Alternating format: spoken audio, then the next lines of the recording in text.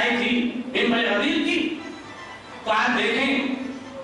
کہ دشمن کہہ رہا ہے معاویہ کے دربار میں 700 کرسی نشین ہیں، اور معاویہ نے حسب عادت کہا کہ اے ریاض جا، اور جانے کے بعد علی اولاد علی پر سب و شتم کر۔ حسب عادت وہ گیا، اور جانے کے بعد جیسے ہی اس نے چاہا کہ اپنے زبان کھولے مولا کائنات کو سب و شتم کے لیے، تو اس نے دیکھا کہ اس کے جسم میں ایسے تھرتھری اور کپکے بھی پیدا ہوئی، اور ایک آواز آئی کہ خبردار، آج اگر تو نے علی پر سب و شتم کیا تو تیری زبان کو دل سے کھینچ لوں گا، آج تجھے حق بیان کرنا ہوگا۔ تو وہ کہا، اس نے کہا کہ ٹھیک ہے، میں بھی چاہتا تھا کہ ایک نہ ایک دن حق بیان کر کے ہی مروں، روز معاویہ کو خوش کرنے کے لیے میں علی کو برا بھلا کہتا ہوں، لیکن میں چاہتا تھا ایک دن کہ علی کی جو حقیقت ہے، جو حق ہے علی کے ساتھ، وہ بیان کروں، جو علی کا حق ہے وہ بیان کروں۔ اس نے کہا اے مجمع، اے کرسی نشین، سنو کہ میں روز تمہارے سامنے علی کو برا بھلا کہتا تھا، لیکن سنو علی کون ہے؟ وہ کہتا ہے کہ آل محمد عرفت ثواب، کہ علی اور اولاد علی وہ ہیں کہ جن کے ذریعے سے ہم نے حق اور باطل کو پہچانا، وفی ابیاتہم نزل الکتاب، اور یہ علی اور اولاد علی وہ ہیں کہ جن کے گھر میں قرآن جیسی پاکیزہ کتاب نازل ہوئی، وہم حجج الہ علی البرایا، یہ علی اور اولاد علی وہ ہیں کہ جو خداوند عالم کی طرف سے زمین پر اس کی حجت قرار پائی، بہم و بجدہم لا یسراب، ہم ان کے اور ان کے آبا و اجداد کے فضائل و کمالات سے چشم پوشی نہیں کر سکتے۔ بس یہ آخری شعر دیکھیں دشمن کیا کہہ رہا ہے۔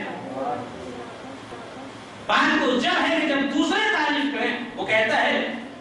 کہ علی الدر والذہب المصفى، اور تو پوچھتا ہے، تو کہتا ہے کہ معاویہ کے علی کون ہے؟ تو سن، علی الدر والذہب المصفى، علی کی حیثیت ایک درے بے بہا کی اور خالص سونے جیسی ہے۔ وہ آگے کہتا ہے کہ وہ باقی الناس کلہم التراب، اور علی کے علاوہ جتنے بھی ہیں وہ سب مٹی کی حیثیت رکھتے ہیں۔ وہ کہتا ہے کہ هو البقاء فی المحراب لیلا، اور علی وہ ہے کہ جب محراب عبادت میں آتے ہیں تو خضوع و خشوع الہی میں مارے کشیدہ کی طرح تڑپ کر گریا کرتا ہے۔ آگے بڑھ کر کہتا ہے کہ هو الضحاک اذا اشتد الضراب، لیکن یہی علی جب میدان جنگ میں آتا ہے تو شیر نر کی طرح سے حملہ کرتا ہے۔ صلوات مدینہ محمد۔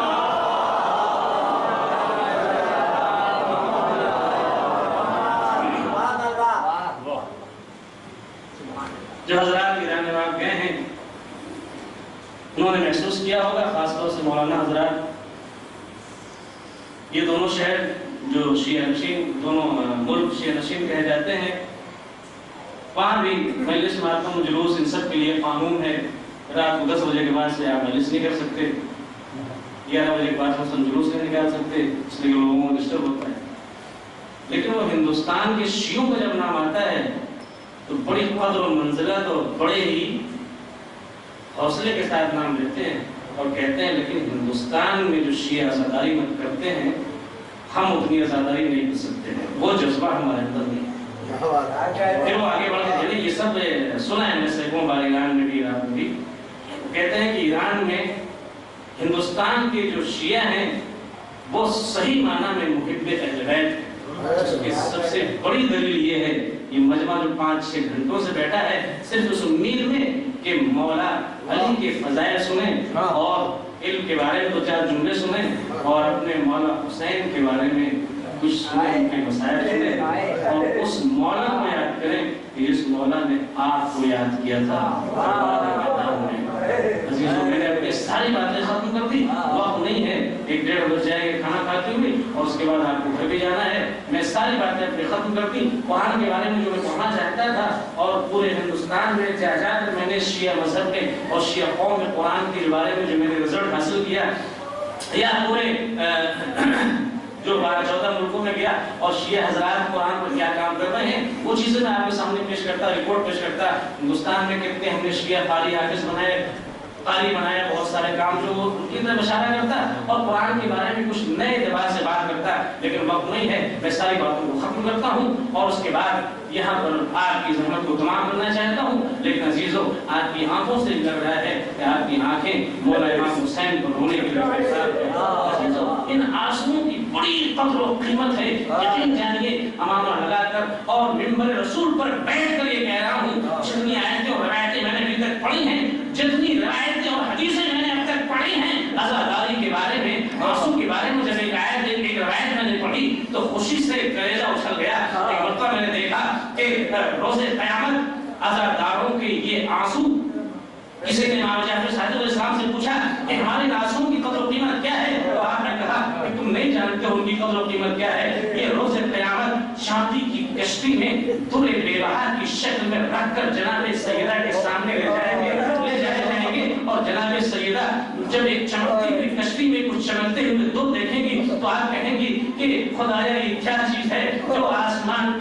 کے ستاروں سے زیادہ چمک رہی ہے. آواز آئے گی، اے بیوی سیدہ، تم عزاداروں کے آنسو ہیں کہ جنہوں نے تمہارے لال امام حسین پر گریہ کیا اور روئے ہیں. جب یہ جملہ سنیں گی جناب فاطمہ ان آنسوؤں کے احترام میں کھڑی ہو جائے گی. تو عزیزو، جناب فاطمہ وہ تھی کہ جن کے احترام میں پیغمبر اکرم کھڑے ہو جاتے تھے، اور آپ کے آنسو وہ ہیں کہ جن کے احترام میں جناب سیدہ کھڑی ہو جائے گی. میں بس مسائل کے چند جملے اشارے کی طرف اشارہ کرنا چاہتا ہوں. یاد کریں ان موقعوں کو کہ جب کربلا کے میدان میں امام حسین علیہ السلام نے ہندوستان آنے کی خواہش ظاہر کی اور کئی مرتبہ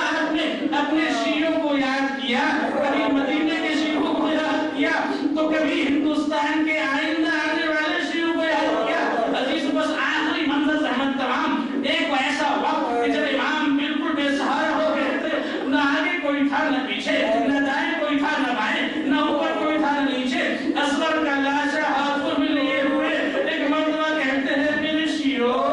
کاش تم اس وقت ہوتے تو دیکھتے کہ جس خاندان نے کبھی کسی سے کوئی سوال نہ کیا، کچھ مانگا نہیں ہے، آج وہ دوسروں کے سامنے ہاتھ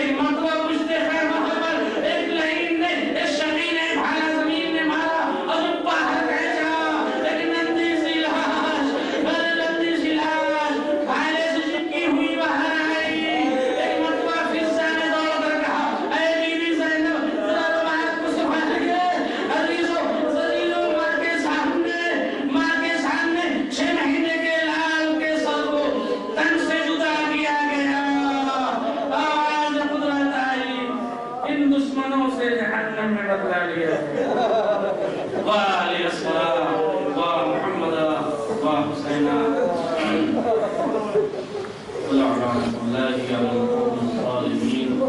سيعقل الذين ظلموا أي منقلب ينقلبون إنا لله وإنا إليه راجعون ومن قضائه وتسليما لأمره خدایا بحق محمد وآل محمد ہماری اس پروگرام کو مجلس کو قرآنی پروگرام کو ان ساری چیزوں کو قبول فرما ہمارے لیے اسے ذخیرہ آخرت قرار دے ہمارے مرحومین و مرحومات کے گناہوں کو بخش دے ہم سب کی توفیقات میں اضافہ فرما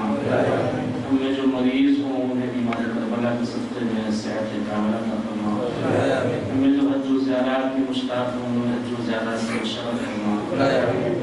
مراجع کرام اسلامی حکومت جمہوریہ اسلامی ایران قائد انقلاب اور اس کے بعد تمام علماء کرام خاص طور سے علماء ہندوستان اور نبی خاص طور سے محترم مکرم جناب حضرت علی صاحب اللہ کی دشمنوں کی نظر بس سے محفوظ فرما ان سب کو اور پہلے سے زیادہ کام کرنے کی توفیق عطا فرما ہم سب کو ان کے نقش و قدم پر چلنے کی توفیق عطا فرما ہمارے بزرگوں میں جو پچھلے سال یہاں پر تھے اور اس سال ابھی یہاں نہیں ہیں ان کو بہترین عزت عطا فرما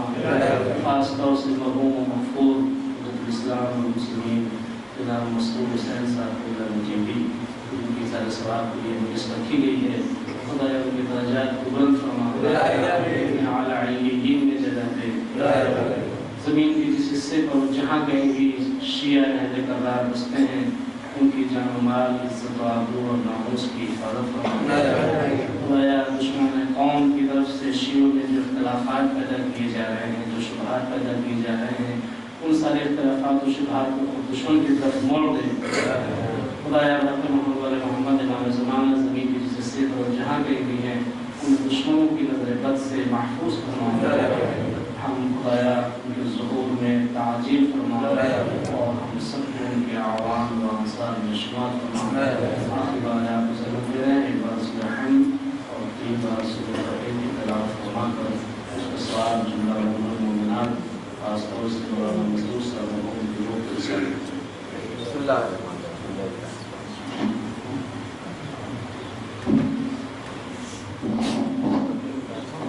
5-7 منٹوں آپ حضرات تشریف رکھتے ہیں انعامات کی تقسیم کر دی جائے تاکہ یہ زمن بھی ختم ہو جائے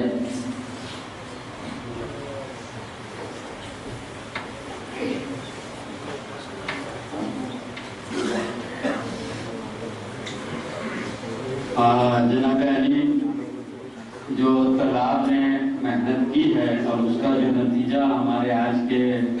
جج صاحب نے دیا ہے آپ حضرات کے سامنے وہ پیش کیا جا رہا ہے بہت جلدی آپ کی زحمت تمام کی جاتی ہے انشاءاللہ 5-7 منٹ میں ہی